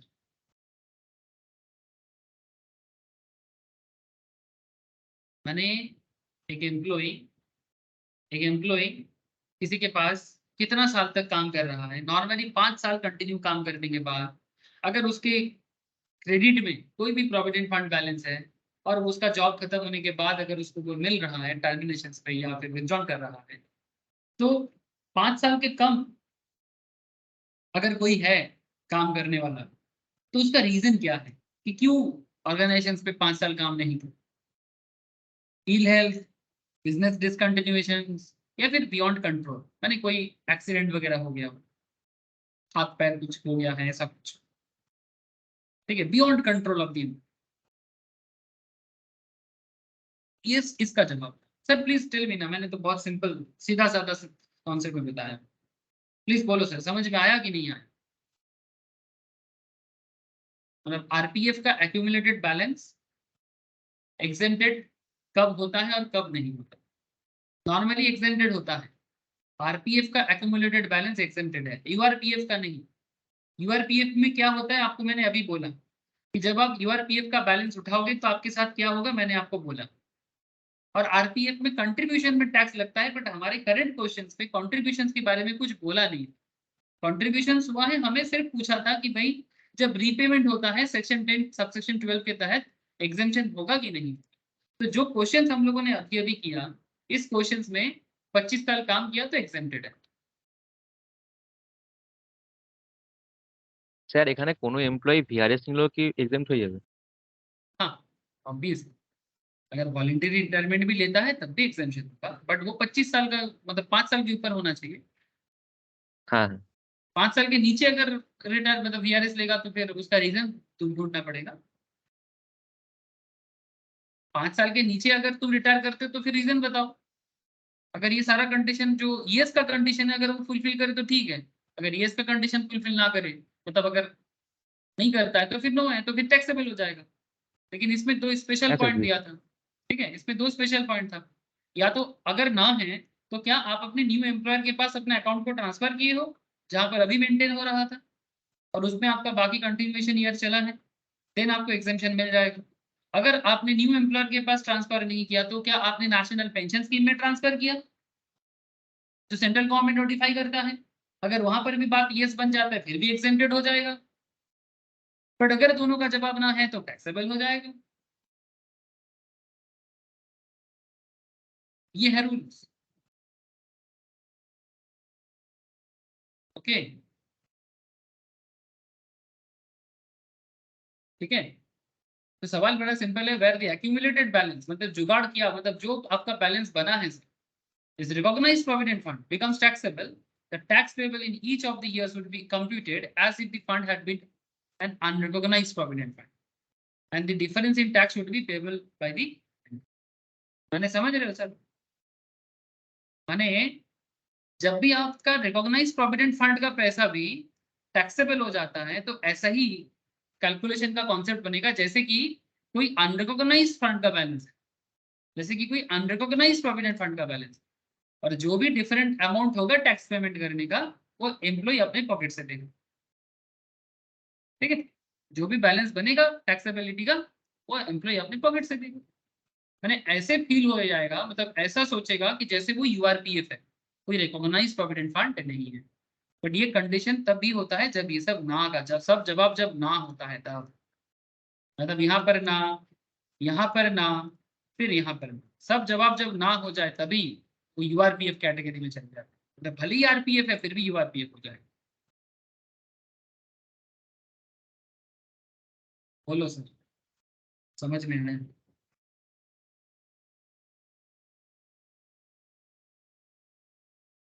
वो जितने बोला हाँ, बाकी सब का भी थोड़ा सा जवाब क्या है सर, बोलो मैं फिर से समझाऊंगा अगर कुछ भी डाउट है तो। हाँ सर। कैनॉन समझ में आया रे? अंश, नील, आयान, बोलो सर। ओके सर, आज आप लोग बढ़िया कंसंट्रेट कर रहे हैं। ठीक है सर। सर और एक क्वेश्चन है, चलो इसको भी थोड़ा करते हैं।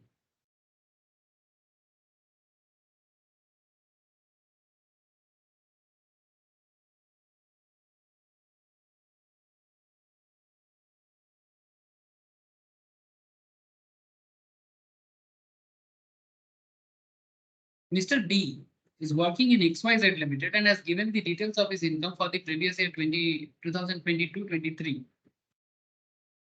You are required to compute his gross salary from the details given below.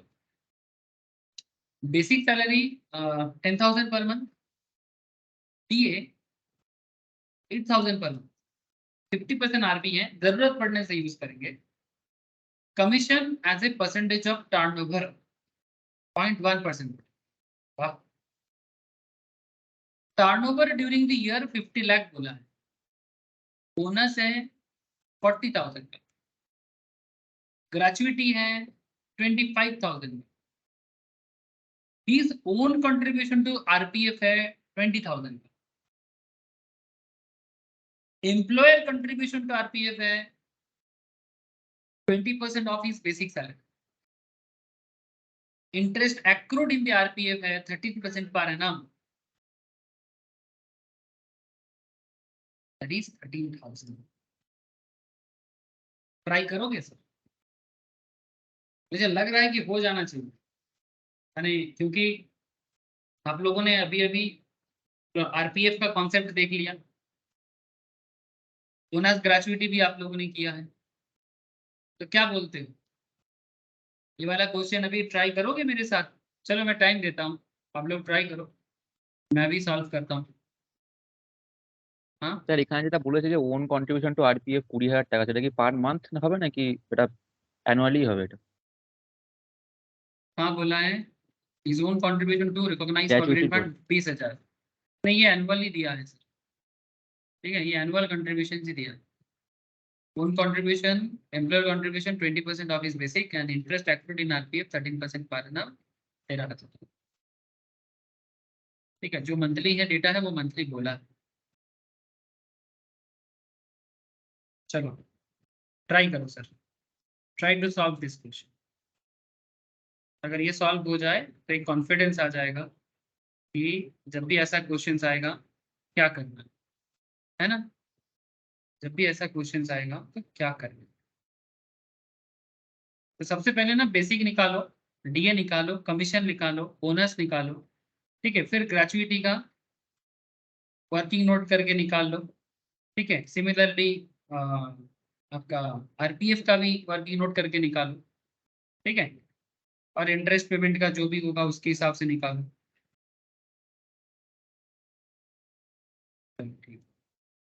Try करो सर, ट्राई करो. प्रीवियस क्लासेस जो लोग ठीक ठाक से कर रहे हो उनको थोड़ा सा सुविधा होना चाहिए.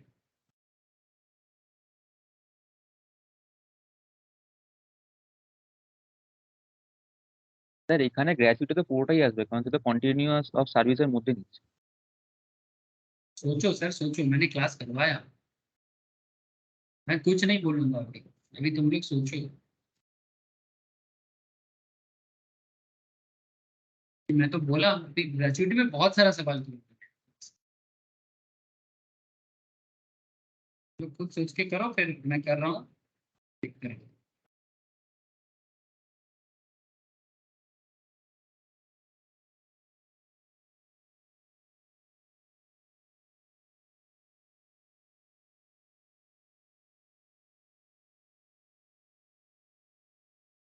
Computation of gross salary of Mr. D for the assessment year 23-20. ठीक है,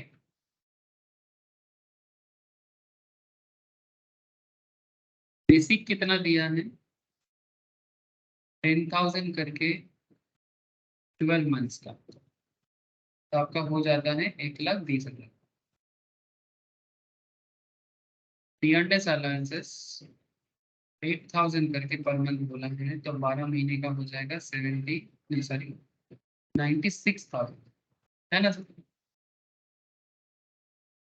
कमीशन ऑन टर्नओवर,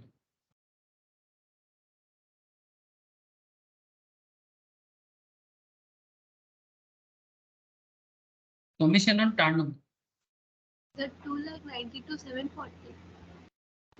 2,92,740. ये आपका फाइनल आंसर है क्या? ग्रॉस सैलरी है? हाँ सर. चलो मैं देखता हूँ, मैंने अभी तक किया नहीं सर, थोड़ा सा वेट करो. कमीशन ऑन टर्नओवर कितना होगा सर? चलो मुझे सैनॉन मुझे हेल्प करो, फिर हो गया तो थोड़ा हेल्प कर दो सर. 0.1% है, कितने के ऊपर है? टर्नओवर का डेटा कितना दिया है? 50 lakh. 50 लाख. ओके, 50 लाख का 0.1, 5,000. 50 लाख का 0.1% कितना हो जाएगा sir? 5,000. Okay sir. Sir bonus भी पार्ट ऑफ सैलरी है है ना। तो बोनस कितना है क्वेश्चन में बोला है। बोनस क्या होता है, मंथली होता है क्या? सर ऐसा कंपनी में जहाँ बोनस मंथली 40,000 करके हो, सर बोनस नहीं होता है मंथली दे दो, बोनस वन टाइम होता है, एनुअल होता है, 40,000 पूरा आ जाएगा ना। ठीक है। अच्छा ग्रेजुएटी क्या करे? Sir fully taxable. Fully taxable क्यों?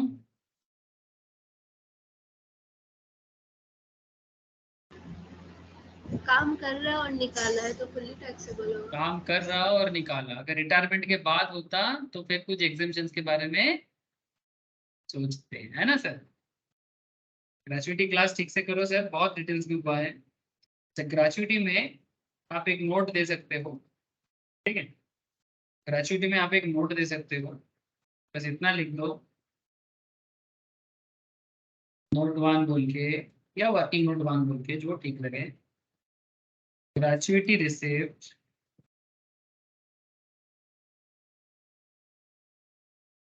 ड्यूरिंग कंटिन्यूटी ऑफ सर्विस, है ना, during continuity of service is fully taxable.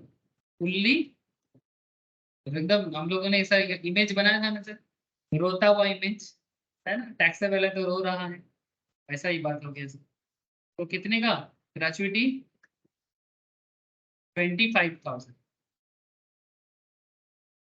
Last ठीक से करने से बहुत सारा काम ऐसे ही आसान हो जाता है सर। और क्या होगा बोलो?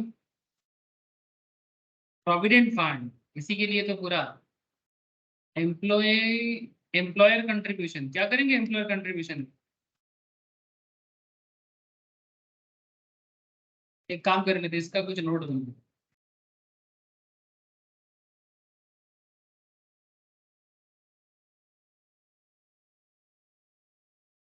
Employer contribution to RPF, employer contribution to RPF कितना हो जाएगा sir? Employer contribution to RPF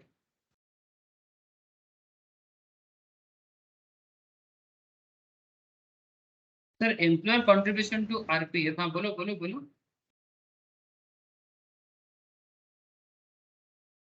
exempt up to 12% of salary, है ना, वी नो दैट 12% तक एग्जेम्प्ट है, that is 12% of what? 12% of, इसी में आपको थोड़ा मेहनत करनी, बेसिक प्लस डीए। अच्छा डीए का क्या लेंगे सर? सर रिटायरमेंट बेनिफिट का part. Thank you sir, DA का आरबी पार्ट लेना है। इसके ऊपर मैंने सैलरी का एक डेफिनेशन दिया था आप लोगों को, याद करो जरा, सैलरी के ऊपर एक स्पेशल डेफिनेशन करवाया था, है ना। सैलरी का जब मैं डेफिनेशन करवाया था कि भाई सैलरी कब क्या यूज होता है, आप लोग में भी कुछ क्लासेस पहले आप लोगों ने सुना होगा कि salary for the purpose, meaning of salary, है ना, मीनिंग ऑफ सैलरी, जब डिफरेंट पर्पस में डिफरेंट सैलरी का मतलब हो जाता है। जैसे जब ग्रेजुएटी कैलकुलेशन होता है तो बेसिक एंड डीए लेके करते हैं, अगर वो पर्टिकुलर ग्रेजुएटी का जो है वो अगर नॉन गवर्नमेंट एम्प्लॉय का है और covered in the payment of gratuity act अगर है तो। लेकिन अगर वही ग्रेजुएटी जब नॉट कवर्ड होता है तब सैलरी का कैलकुलेशन बेसिक होता है, डीए होता है, या एक डीए अगर वहां पर होता है, मतलब डीए का कौन सा पार्ट लिया जाता है? डीए का ई provided in terms of employment, माने in DA forming part of salary, मतलब रिटायरमेंट बेनिफिट वाला पार्ट। एंड साथ में कमीशन का वो पार्ट लिया जाता है, कमीशन का वो पार्ट लिया जाता है जो कौन सा? परसेंटेज ऑफ टर्नओवर हो, जो परसेंटेज ऑफ टर्नओवर हो। और डीए का वो पार्ट लिया जाता है जो टर्म्स ऑफ एम्प्लॉयमेंट के साथ जुड़ा हुआ। और ये बात तब तब होता है जब ग्रेजुएटी नॉट कवर्ड हो, लीव सैलरी का कैलकुलेशन हो, हाउस रेंट अलाउंस का कैलकुलेशन हो, आरपीएफ का कैलकुलेशन हो, या वॉलंटरी रिटायरमेंट कॉम्पेंसेशन का कैलकुलेशन। ये सब कॉन्सेप्ट में कैलकुलेशन के टाइम पे याद रखिएगा, बेसिक प्लस डीए का RP part plus cot, commission on turnover, इसको लिया जाता है कैलकुलेशन के लिए, बेसिक सैलरी कैलकुलेशन के लिए, मैंने सैलरी कैलकुलेशन के लिए ये सब काउंट होता है। कहाँ कहाँ? Gratuity, leave salary, HRA, recognise provident fund and voluntary retirement compensation. इसको आपको याद रखना ही पड़ेगा। लेकिन जब आप ग्रेचुइटी का सिर्फ और सिर्फ नॉन गवर्नमेंट एम्प्लॉय के लिए जो पेमेंट ऑफ ग्रेचुइटी एक्ट के अंदर कैलकुलेट करोगे, तब बेसिक सैलरी प्लस DA ही कैलकुलेट करोगे। इसके ऊपर भी मैंने ग्रेचुइटी में कवर करके रखा है ना। और रेंट फ्री एकोमोडेशन का जब आप कैलकुलेशन करते हो, तब आप देखिएगा जितना पेमेंट आपको मिलता है, अलाउंसेस, बोनस, कमीशन या फिर कोई monetary payment, whatever name called, ठीक है, सब कुछ लिया जाता है, बट कुछ चीजों को छोड़ के, जैसे कि DA का RP पार्ट छोड़ के, dearness allowance not forming part of competition of superannuation और रिटायरमेंट बेनिफिट। DA का RP part rent free accommodation में नहीं लिया जाता। Employer contribution to provident fund account of the employee, ठीक है, वो नहीं लिया जाता। ये किस कैलकुलेशन में नहीं लिया जाता? रेंट फ्री अकोमोडेशन कैलकुलेशन के टाइम पे अगर सैलरी कैलकुलेशन करना हो तो इसको एक्सक्लूड किया जाता है। Allowances which are exempt from the payment of tax, value of purchases specified in section 17 subsection 2 and any payment or expenditure specifically excluded under the provision of section 17 subsection 2, जैसे कि payment of medical insurance premium, ठीक है, lump सम payment receipt, lump सम payment receipt अगर आप कुछ करते हो, जैसे कि कहां से करोगे? टर्मिनेशन ऑफ सर्विस, मतलब आपका सर्विस खत्म हो रहा है, आपको कंपनी की तरफ से लमसम पेमेंट मिलता है, इसको सुपर एनुएशन भी कहा जाता है। Voluntary retirement, gratuity, leave encashment, voluntary retirement benefit, commutation of pension and similar payments, अगर आपको कुछ मिलता है, ये सब पेमेंट को एक्सक्लूड करके RFA का सैलरी का कैलकुलेशन, ठीक है। अगर RFA कैलकुलेशन मैंने सिखाया ना, उस टाइम पे आप देखना, आगे भी क्वेश्चंस करवाए जाएंगे सर, ऑलरेडी RFA कैलकुलेशन हुआ है, तो वहां पर भी इसी तरह से इसको बताया गया। बार बार बोलता हूँ सर, यही सब बातें छोटा छोटा बातें सर, छोटी छोटी बातें बड़ी बन जाती है, ठीक है, लेकिन बाद में हम लोग भूल जाते हैं, बस वही भूलना नहीं है। तो बेसिक प्लस DA का RV प्लस क्या लेना है? कॉट माने commission on turnover. Yes, basic कितना है Sanon? 1,20,000। Thank you sir. DA का RV पार्ट लेना है, कितना हो जाएगा? 48,000। यानी 96,000 का 50%,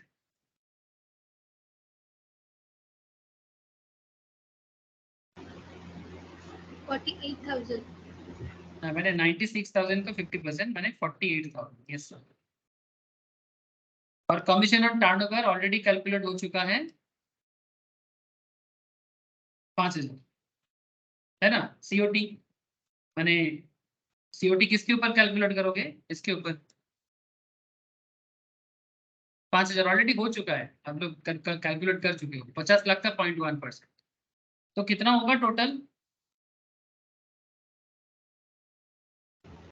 1,73,000। इसका 12% कितना होता है?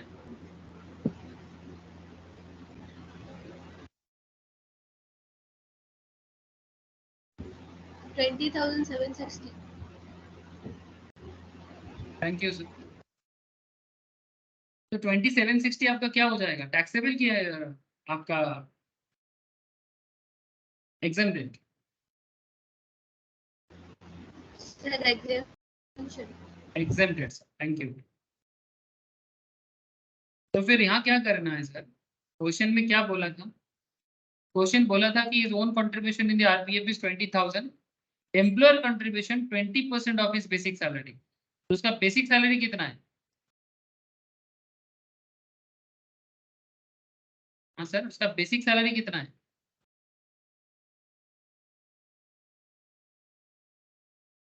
बोलो सर।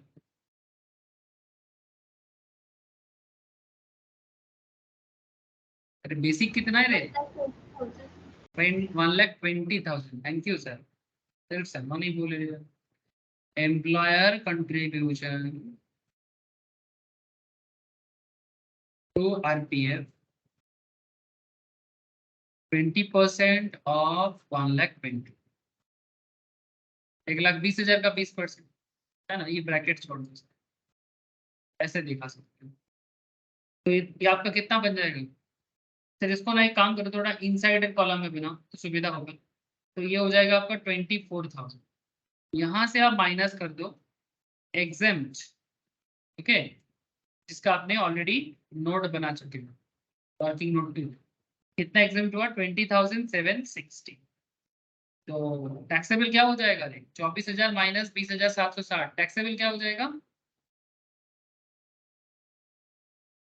3240, है ना? 3240।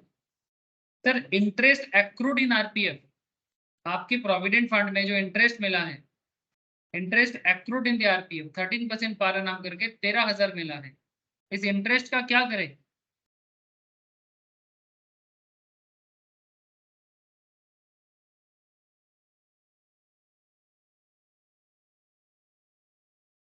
सर इसके ऊपर मैंने आपको स्टार्टिंग में ही कैलकुलेशन सिखाया, बोलो। 9.5% एग्जम्पशन है 9.5 तक एग्जाम करेंगे, बाकी परसेंटेज टैक्स। क्या कर देंगे? टैक्सेबल कर देंगे। तो आप ऐसा कर सकते हो। तो मेरे वहां पर जगह नहीं था, मैं नेक्स्ट लाइन पे कर रहा हूँ, आप लोग उसी तरह करते रहेंगे। यानी ऐसे करेंगे sir, interest in the RPF at the rate 13% per annum, जिसका अमाउंट बोल दिया है सर 13,000। मैं इसको इनर कॉलम में करता हूँ।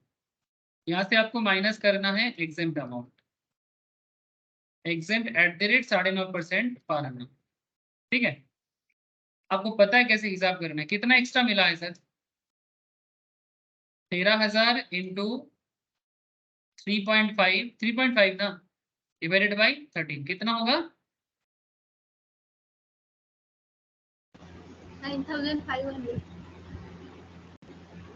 सर वो तो एग्जेम्प्टेड बोला आपने, मैं बोला कि टैक्सेबल कितना हो जाएगा? 3,500। 3,000। मैंने, आप इस तरह से भी कर सकते हो, ठीक है? मतलब आपका 13% का वैल्यू 13,000 है, 9.5% कितना हो जाएगा? ठीक है, 9.5% जितना हो जाएगा। और बेसिकली मैं डायरेक्टली टैक्सेबल निकाल दिया 3,500, मैंने ये आपका बनेगा 9,500, है ना? 9.5% पर एनम जो है आपका बन जाएगा, क्या बन जाएगा? एग्जेम्प्टेड बन जाएगा। तो 13,000 आपको एक्चुअल में मिला है, उसका मैं 3.5/13 करके टैक्सेबल वैल्यू भी 3,500 डायरेक्टली ऐसे ही निकाल दी। तो कुल मिला के आप मुझे इतना बता दो सर कि आपका टैक्सेबल माने ग्रॉस सैलरी कितना बना है?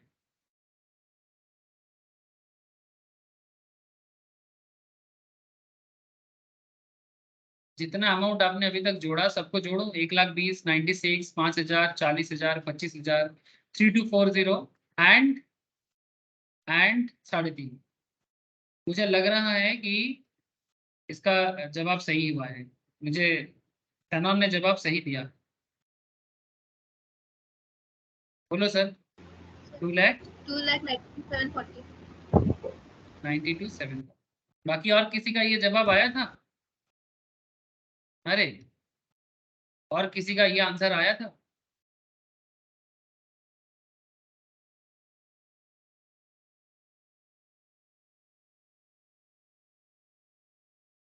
बोझा कैसे समझ में आया?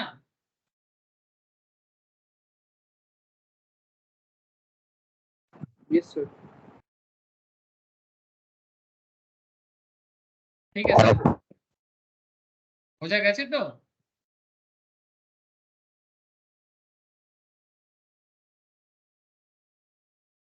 हाँ नवनील, समझ में आया कि नहीं? बुझा कैसे नवनील? बाकी सभी हाँ को पूछ सर। रहा हूँ। ओके सर, ठीक है, तो ऐसे कैलकुलेट करोगे। अच्छा, आप एक सवाल मुझे जरूर कर सकते हो, सर एम्प्लॉय कंट्रीब्यूशन का इंटरेस्ट का क्या होगा? ठीक है, यहाँ पर हम लोग सिर्फ इंटरेस्ट एक्रूड इन आरपीएफ बोल के 13% पा रहा ना, यहाँ पर एम्प्लॉयर का कंट्रीब्यूशन भी माना जाता है, एम्प्लॉय का कंट्रीब्यूशन भी माना जाता है, उसका भी खुद का भी कंट्रीब्यूशन है। सर जो कंट्रीब्यूशन वो खुद करते हैं ना सर, खुद के कंट्रीब्यूशन में जो इंटरेस्ट मिलेगा वो आरपीएफ में टैक्सेबल नहीं है। तो एक नोट दे दो, एक नोट दे दो सर, एक नोट 3 या वर्किंग नोट 3 बोल के लिख दो।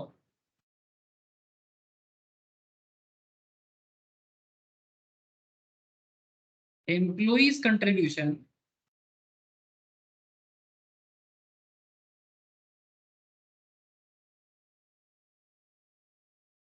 टू आरपीएफ, है ना। जैसे हम लोगों ने यहाँ पर जो क्वेश्चंस को सॉल्व किया, यहाँ पर बेसिक्स है, डीए है, कमीशन है, बोनस है, ग्रेचुइटी है, एम्प्लॉयर कंट्रीब्यूशन है, बट एम्प्लॉय का कंट्रीब्यूशन भी तो क्वेश्चन में था, है ना। कंट्रीब्यूशन 20,000 का जो value, is own contribution in the RPF जो, तो अपना कंट्रीब्यूशन जो आरपीएफ में जाते हैं ना, इसके लिए एक नोट तो देना चाहिए। The employees contribution to recognise provident fund is not taxable, but it is eligible for deduction under section 80C। ठीक है, ठीक है सर, समझ आया। ऐसे करना है। तो मैं आशा करता हूं कि आप लोगों को प्रोविडेंट फंड का क्वेश्चन कैसे हो सकता है समझ में आ रहा है। ओके सर, मैंने प्रोविडेंट फंड का जो पॉपुलर क्वेश्चंस हो सकता है मैंने आपको बता दिया। कुछ क्वेश्चंस मैं आप लोगों को ना घर पे करने के लिए दे रहा हूँ प्रोविडेंट फंड रिगार्डिंग, ठीक है। मैं आप लोगों को क्या बोलते हैं पीडीएफ बना के भेजता हूँ, आप लोग ना प्लीज घर पे ट्राई करो, ठीक है। मैंने almost maximum point cover up कर दिया, बट हाँ सर, पार्क्विजिट से रिलेटेड कुछ इंपॉर्टेंट पॉइंट डिस्कस करना बाकी है, जो मैं नेक्स्ट क्लास में करूंगा। मैंने ट्यूसडे और वेडनेसडे, ठीक है, ट्यूसडे और वेडनेसडे मैं ये चर्चा करूंगा। इट्स वेरी कुछ इंटरेस्टिंग कुछ एरिया है जो पार्क्विजिट रिलेटेड आपके साथ में करने वाला हूँ, ठीक है। तो बहुत इंपॉर्टेंट क्लास रहने वाला है। एक स्पेशल फॉर्मूला भी वहां पर मैं आपको बताऊंगा जो थोड़ा हटके हैं, तो क्या क्या पॉइंट है वो नेक्स्ट दिन ही चर्चा करेंगे। उसके बाद आपका सैलरी का सारा पॉइंट ही कवर हो जाएगा। बस पार्क्विजिट रिलेटेड कुछ पॉइंट एक बार चर्चा कर लेते हैं, ठीक है।